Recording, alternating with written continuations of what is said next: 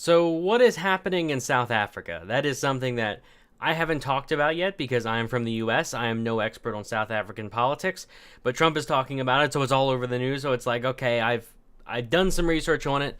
Time to say what I think, and hopefully, if I say something wrong, which is entirely possible, someone that is more familiar on the issue will correct me in the comments. So while you're watching this video, check out the comments section. Hopefully, they will correct me on anything I've said wrong and maybe supplement with some more information. But yeah, so Trump tweeted this lately. I have asked Secretary of State Mike Pompeo to closely study the South Africa land and farm seizures and expropriations and the large-scale killing of farmers. South African government is now seizing land from white farmers at Tucker Carlson. So basically he saw the article or the segment of the video from Tucker Carlson's show on South African government is now seizing land from white farmers without compensation. This is something that people have been talking about for a while, that we've theorized is happening, that steps have been taken, and just as recently, from what I can tell, this is now happening for the first time in recent history to two farms. Two farms are just being kind of taken, and that's it, without compensation of any kind. And from the looks of it, this is something that there are theories that it is racially motivated. To me, it looks racially motivated. If you don't know about South African history, basically the black population did not have any property rights beforehand during apartheid. They were granted property rights not too long ago, and now this seems an extension to say the black population only has something like 4% of the farmland, and the white population has all the rest. So I don't know if that's land or farmland, but it's basically they have very little land. And this seems to be a step to try to repair that, is just start taking people's land and say, well, here you go, like just redistributing the land until it's equal. And that is absolutely outrageous because you can't start violating property rights by just taking land from people. Now, Donald Trump did not say anything about a white genocide. That is the term you hear a lot that is in the media all over the place. When you hear South Africa, you think white genocide. And I just got finished watching a few days ago the Lauren Southern's Farmlands documentary. She's by no means a white supremacist or white nationalist. They're calling this white genocide thing a white supremacist conspiracy theory. And according to her documentary of her interviewing people and actually talking with people in South Africa on both sides, her conclusion is it is not a white genocide, which I believe. But, as she said, this could be the beginning steps to what could be a genocide, though at the moment it is not. Although to say that farmers aren't being killed is completely untrue. This seems to be on average one farm attack or whatever you want to call it per day. And of course, again, I'm linking all of this in the description, the sources I'm getting. I tried to use South African sources as best I could. But again, correct me if I'm wrong, critique me. I am so worried about saying something wrong here that I'm saying what I think. But luckily, this will be an informative video because anything I say wrong, the people in the comments will clarify for me. And they will not hold back at all if I say something wrong. But no, this is what he's saying. This is not proof that he is a white supremacist of any kind, because he's not saying there is a white genocide. He's saying there is a large-scale killing of farmers, which, again, depending on your definition of large, I'm told it's one a day, which seems like a high number. Honestly, I've never heard that before in other farmlands throughout the world, so it seems quite high. And he's saying, South African government is seizing land from white farmers, which is entirely accurate. That is what is happening from what I can tell.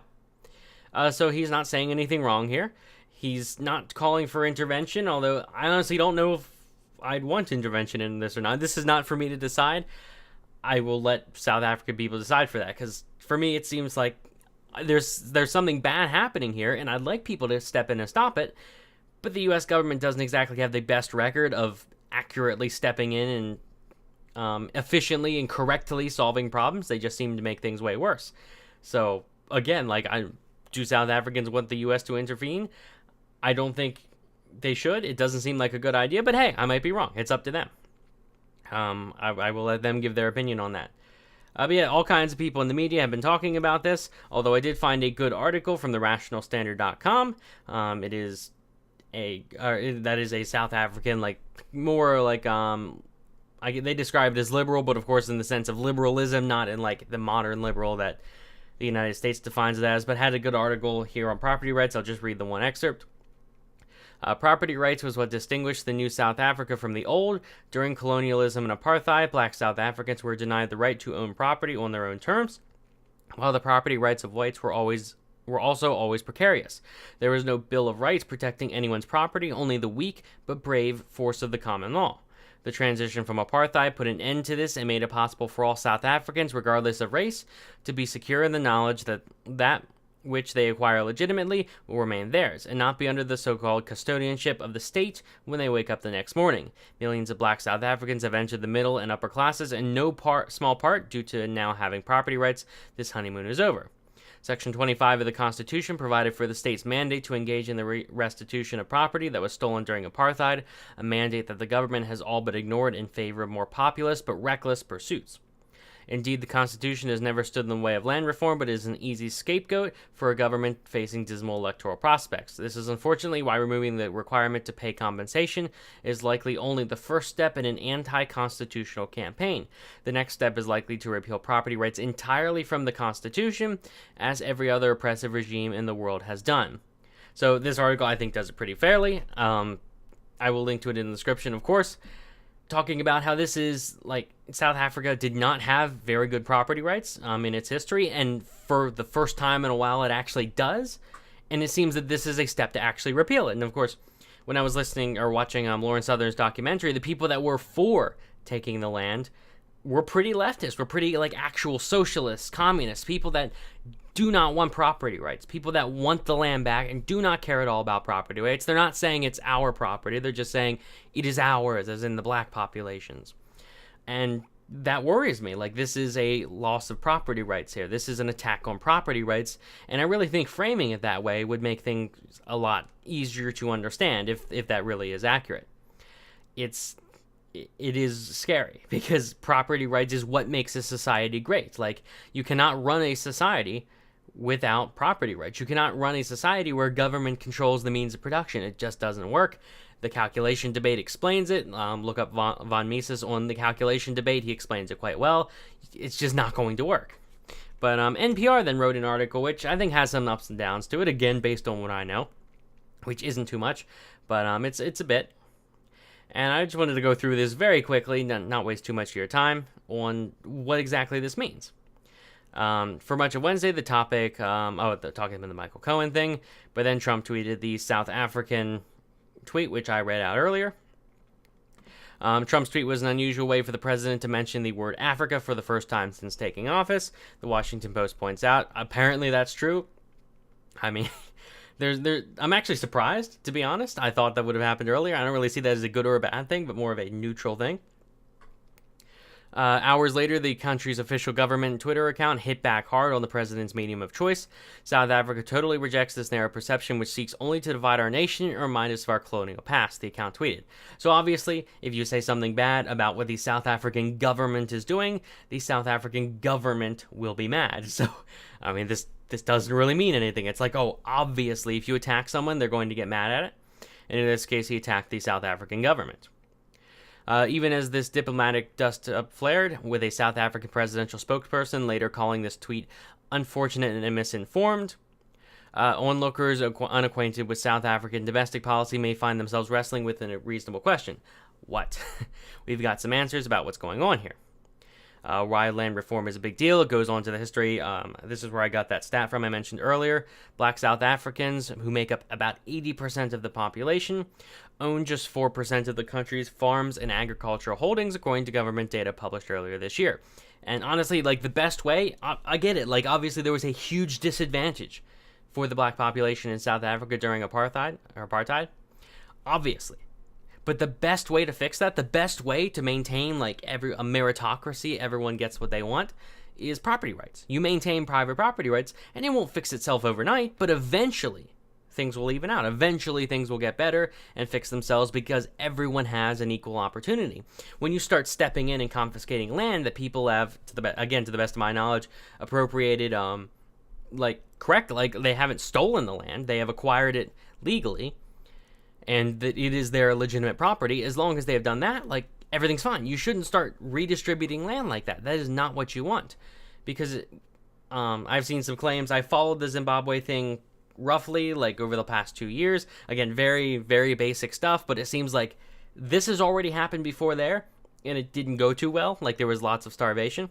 So let's not go down that path again. Again, not exactly the same, but a similar scenario that I often see people referencing as a comparison or foreshadowing to what is happening now.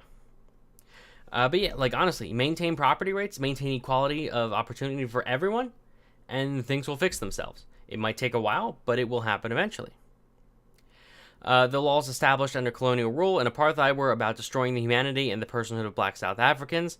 So when people say they want land, part of it is also about wanting ancestral belongings and dignity. But the ANC has struggled to fulfill its promise through voluntary buyback programs. So basically, I guess it seems like they were doing it legitimately before. They were saying, hey, we will buy this land from you, and people were like, no. So now they're doing it by force. The plan has drawn some criticism from farmers who have condemned it as a policy rooted in hostility towards white farmers and disrespect for property rights. And economists warn that South Africa risks following in the dangerous footsteps of Zimbabwe, that's what I just mentioned, where its own chaotic land redistribution program decimated the country's economy. Still, they want it to happen. We still have a festering wound in terms of how the land was taken from our people, and that wound needs to be healed, and the only way to heal that wound is to give land to the people, he said earlier. And this month, according to local media, doing so will ensure a fair and prosperous future for all of the people. So, honestly, if you want a fair and prosperous future, again, property rights. If you have a history where there were different classes of people had different rights, that is awful. But instead of trying to, like, redistribute things, if you give everyone the same rights, again, it won't happen overnight, but if you give everyone the same equal rights, eventually things will automatically distribute themselves to be the most fair. Again, it won't happen overnight, but that is guaranteeing property rights is the best way to ensure prosperity. So what white supremacists have to do with it? The connection rests in Trump's claim that the large-scale killing of farmers is unfolding in South Africa. The statement is at best misleading, and at worst it has been condemned as a common white supremacist talking point. Again, large is a very arbitrary number. A lot of white farmers seem to be like under attack, seem to be their homes are ransacked and they're being killed. And according to the documentary I watched and a few other things, it does seem to be at least partially racially motivated. And it seems that the organizations that want to take the land are doing it for racial reasons. So again, from what I can tell, it is mostly, not always, but is mostly racially motivated. So he's not quite wrong. Like, he is, from what I can tell, factually correct in saying there is a large-scale killing of farmers. Now, again, like, that could also be interpreted to say white genocide. Again, he didn't say white farmers, he just said farmers. He mentioned later about the confiscation of the land for white farmers. But if you want to say, okay, he implied white farmers, then if he were to actually mean white genocide, this seems not to be the case. This does not seem to be what we would call a white genocide. This seems to be the beginnings of what could possibly become that, and it's something we should certainly worry about. But no, it's not what it is now. Let's take a look at the misleading part first.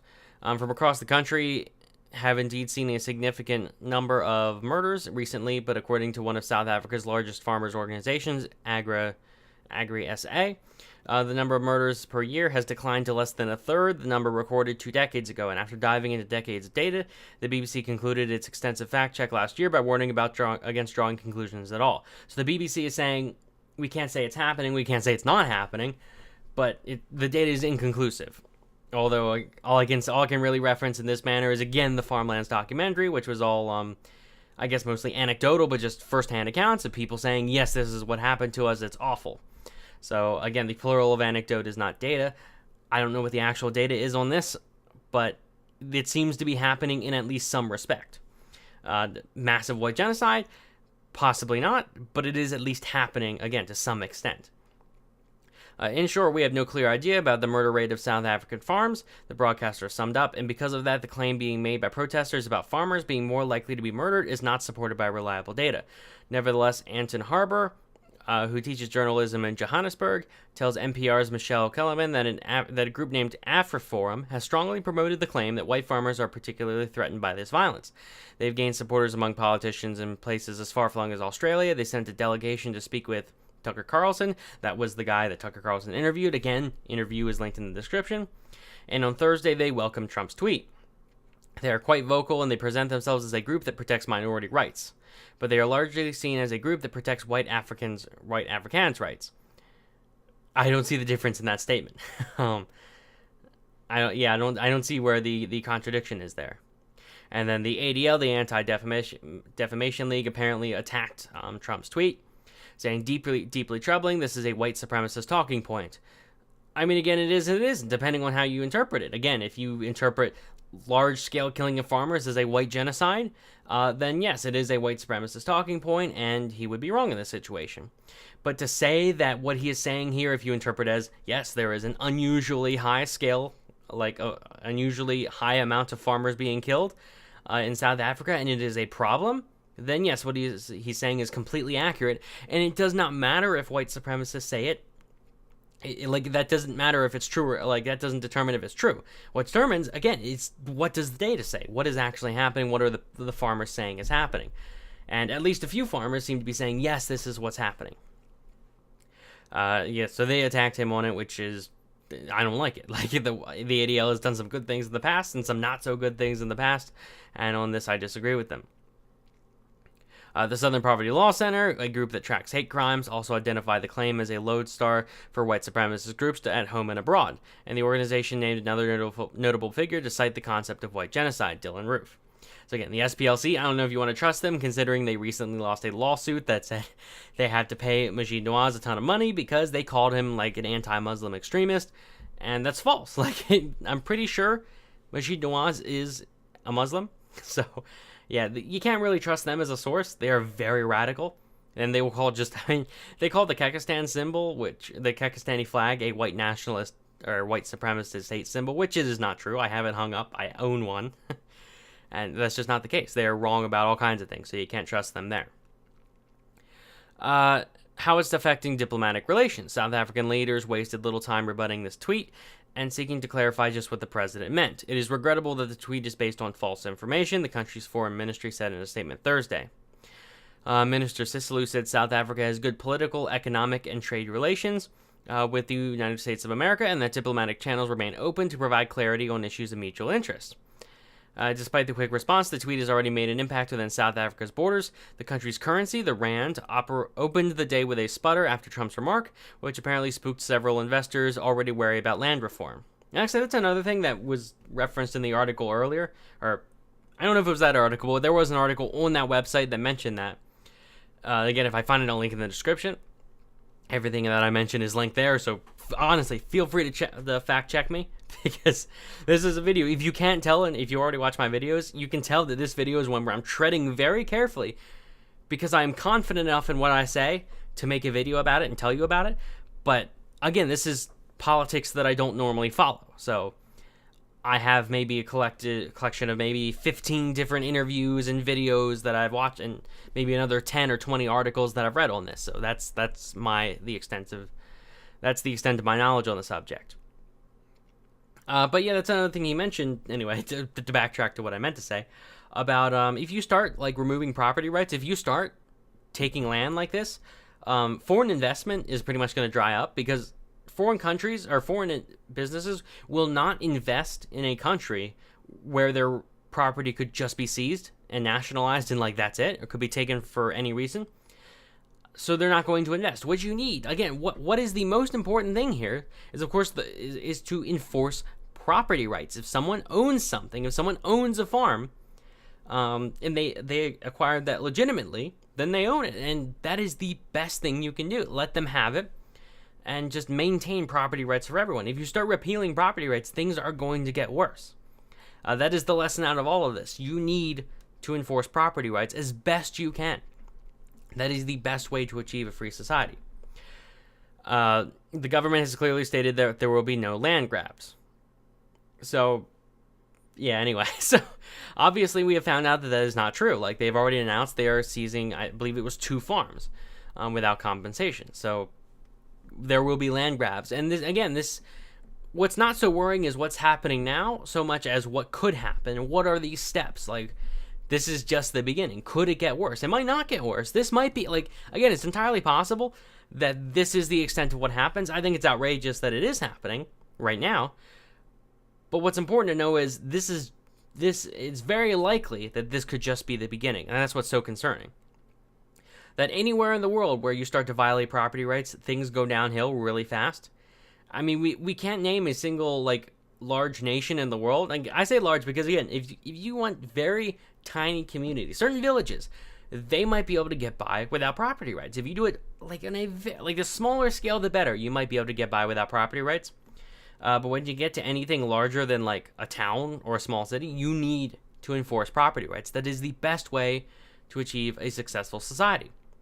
And when you have groups here saying that, like, oh, this is our land, and by us, they mean the black population or the white population, that's when you start running into problems. You cannot think that way. You cannot think in terms of, like, oh, this racial group versus this racial group. Like, as soon as you start looking at that, you start seeing, oh, one person has more than the other. Like, you start seeing groups as the enemy. This is a collectivist, racist approach.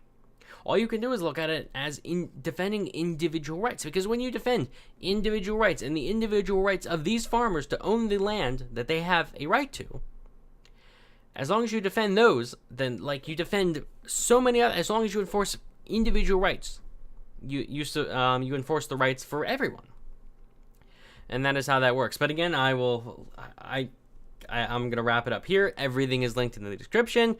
Again, check the comments section for any supplements or any additions. Check my sources, fact check what I'm saying, and watch the things in the description. If you haven't watched the Farmlands documentary yet, do it, because it looked like I haven't meticulously fact checked everything said in the documentary, but I trust the source.